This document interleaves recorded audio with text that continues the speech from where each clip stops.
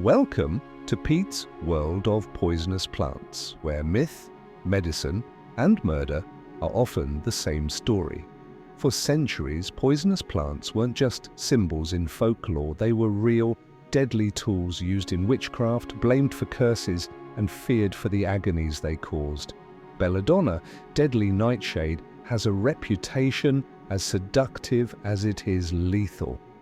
In Renaissance Italy, fashionable women used drops of its juice in their eyes to make their pupils widen, a sign of beauty. But that beauty came with blurred vision, dizziness, and sometimes blindness. Witches were said to use belladonna in their flying ointments.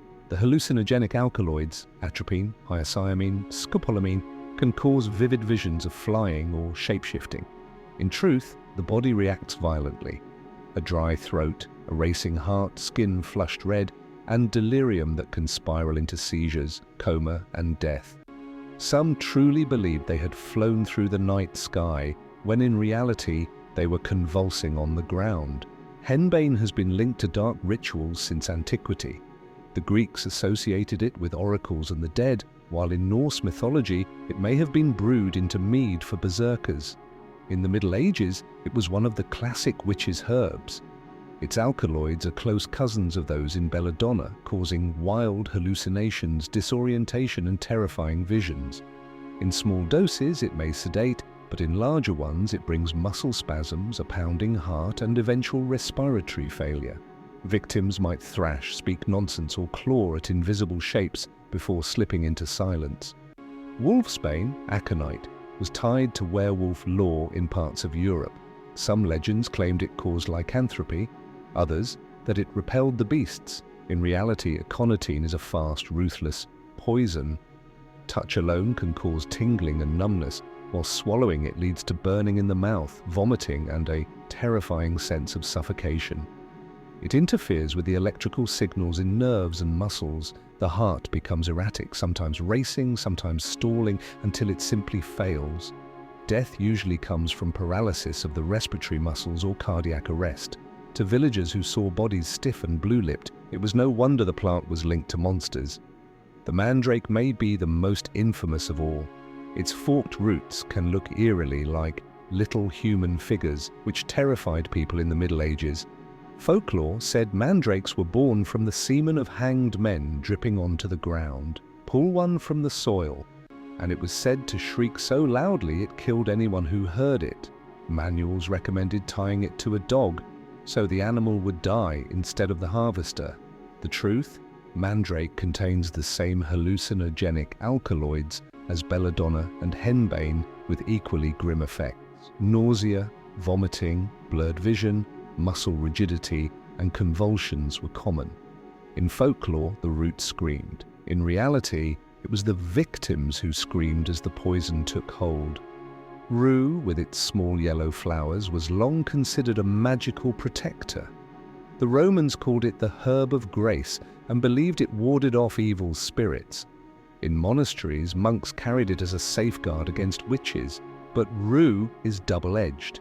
Its oils make the skin hypersensitive to sunlight, causing burns and blisters. Taken internally, it can bring on violent stomach pain, vomiting, and organ damage. In the past, it was used to provoke abortions, but often at the cost of the mother's life. To some, it was holy. To others, it was deadly. Foxglove towers in hedgerows with spikes of purple bells.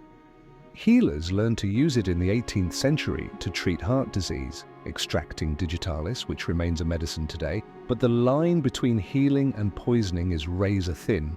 Too much digitalis leads to nausea, vomiting, and a disturbing visual distortion where the world turns yellow or green. The heart first races, then falters. Death comes either in a sudden stop or in a long, fluttering collapse. Witches were accused of slipping foxglove into drinks, turning medicine into murder. Wormwood is best known as the bitter flavoring in absinthe. In folklore, it was tied to visions and prophecy.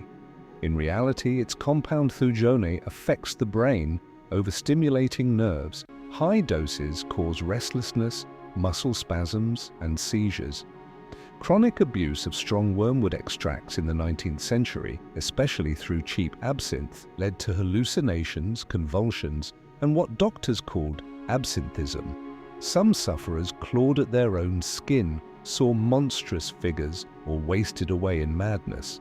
While absinthe itself was often more dangerous for its high alcohol content, wormwood gave it a sinister reputation. Across history, these plants blurred the line between medicine myth and nightmare. Nightshade gave visions of flight. Henbane brought demons into the room. Wolfsbane stiffened its victims until their hearts failed. Mandrake's human-shaped roots terrified the Middle Ages. Rue both protected and punished.